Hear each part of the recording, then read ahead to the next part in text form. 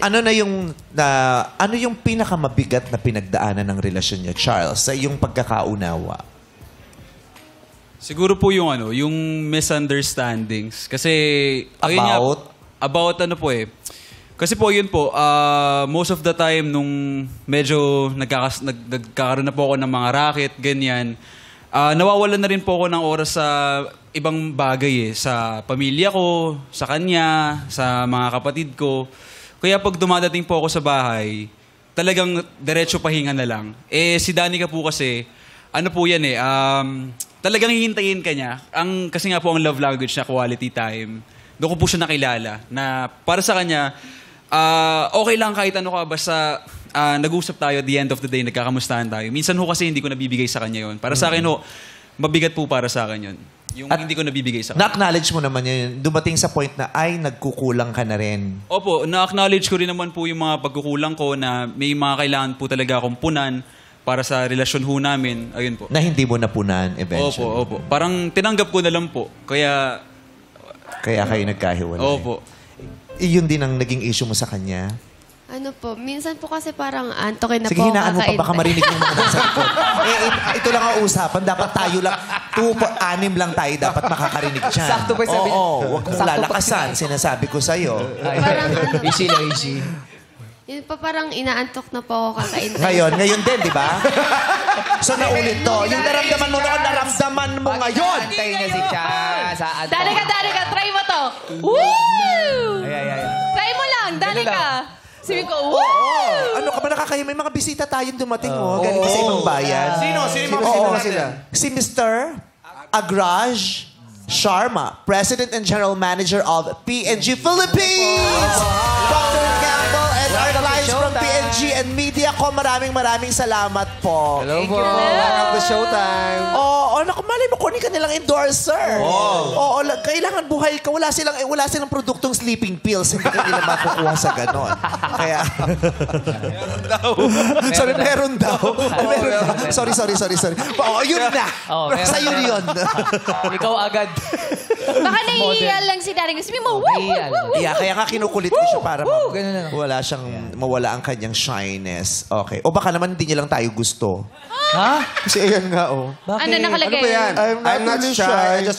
I just don't like you. Not so.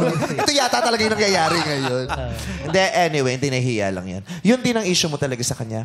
Bigla siyang nawalan sa'yo ng panahon, ng amor, atensyon, time, energy, and effort. Opo, nung parang nagtagal po, parang nawawalan nga po siya ng time. Even po sa family niya, parang ganun din po yung sabi niya sa akin. Samantalang nung simula, meron naman siyang naibabahagi sa yung time, energy, and effort. Opo, meron po.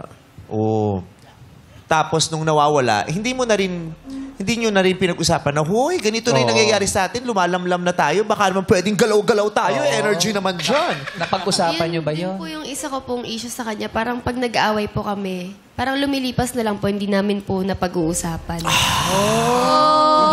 Baho din, di ba? Isa tayo. Pati ba sa hininga mo, kumakambal pa din ako. Pero yung sa kanya, kumain kasi siya ng bawang kanina. Ito wala. All natural. Organic. Ganon. Hindi yung sa'yo, may mga kasama pang mga, ito all natural, organic. Correct. Tapos pag gano'n kasi, nagka-wrinkles ka. Tawang-tawa, ang bango ng hininga mo. Gusto ko magsayo ng asok. Ay! Jajari!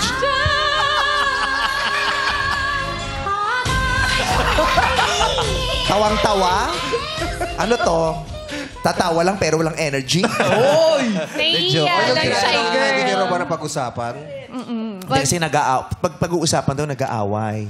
Opo, gusto ko po kasi pinag-uusapan po agad. Siya po parang hinahayaan niya na lang po. Parang lilipas lang po talaga yung away. Paano hinahayaan? Baka naman kailangan niya lang ng konting time. Di ba minsan may ganon? Yung iba gusto nila, hindi mag-usap tayo ngayon na para magkaayos. Yeah. Yung iba, ang gusto nila, parang give me a couple of days. Parang Yeah. ganun ba? Or give me some time. Give me some Kailangan time. pahupain ko to. Kasi pag nag-usap tayo ngayon, mas lalo tayong mag-aaway. Yes. Tama. Kailangan magtiis ka. Kasi ako, problema ko yun. Yung makati ako na, hindi, ano yun? Ano bang Agad-agad. problema? Oo. Kailangan mong maunawaan, hindi lahat ng tao katulad mo. May mga taong mas gustong manahimik kaysa dumaldal. Correct. May Hindi mga taong confrontational. gusto mo nang itulog ko muna to kaysa bago natin Yes. pag-usapan. Ay, hindi lahat ng tao sing taas ng energy mo, di ba? Yeah. Kaya kailangan mag-meet kayo halfway.